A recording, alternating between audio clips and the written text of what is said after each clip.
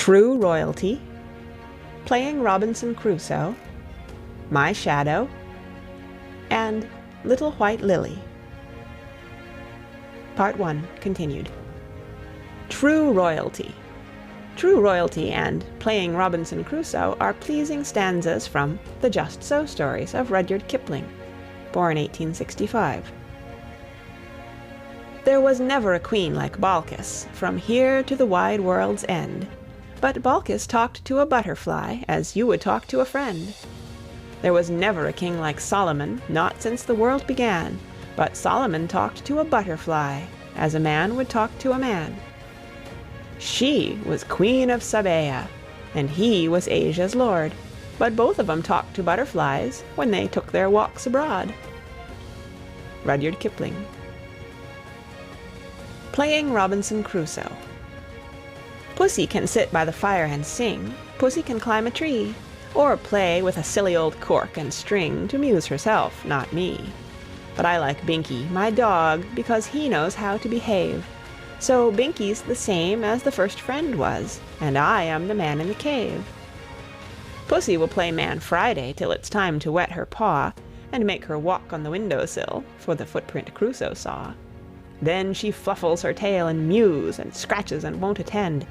But Binky will play whatever I choose, and he is my true first friend.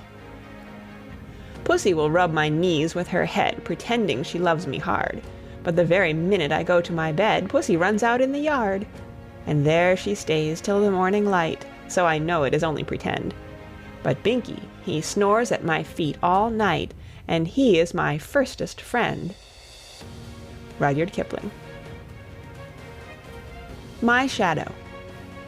My Shadow by Robert Louis Stevenson, 1850 to 1894, is one of the most popular short poems extant. I have taught it to a great many very young boys, and not one has ever tried to evade learning it. Older pupils like it equally well. I have a little shadow that goes in and out with me, and what can be the use of him is more than I can see. He is very, very like me from the heels up to the head, and I see him jump before me when I jump into my bed. The funniest thing about him is the way he likes to grow, not at all like proper children, which is always very slow. For he sometimes shoots up taller like an India rubber ball, and he sometimes gets so little that there's none of him at all. He hasn't got a notion of how children ought to play, and can only make a fool of me in every sort of way. He stays so close beside me, he's a coward, you can see. I'd think shame to stick to Nursey as that shadow sticks to me. One morning, very early, before the sun was up, I rose and found the shining dew on every buttercup. But my lazy little shadow, like an arrant sleepyhead, had stayed at home behind me, and was fast asleep in bed. Robert Louis Stevenson. Little White Lily.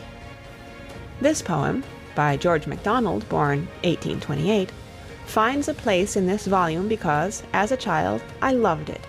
It completely filled my heart, and has made every member of the Lily family dear to me. George MacDonald's charming book, At the Back of the North Wind, also was my wonder and delight. Little White Lily sat by a stone, drooping and waiting till the sun shone. Little White Lily sunshine has fed, Little White Lily is lifting her head. Little White Lily said, "It is good." Little White Lily's clothing and food. Little White Lily dressed like a bride, shining with whiteness, and crowned beside. Little White Lily drooping with pain, waiting and waiting for the wet rain. Little White Lily holdeth her cup, rain is fast falling and filling it up. Little White Lily said, "Good again, when I am thirsty to have nice rain. Now I am stronger, now I am cool. Heat cannot burn me, my veins are so full." Little White Lily smells very sweet, on her head sunshine, rain at her feet. Thanks to the sunshine, thanks to the rain, Little White Lily is happy again. George MacDonald. End of section 3. Read by Kara Shallenberg, www.kray.org, on October 8th, 2006 in Oceanside, California.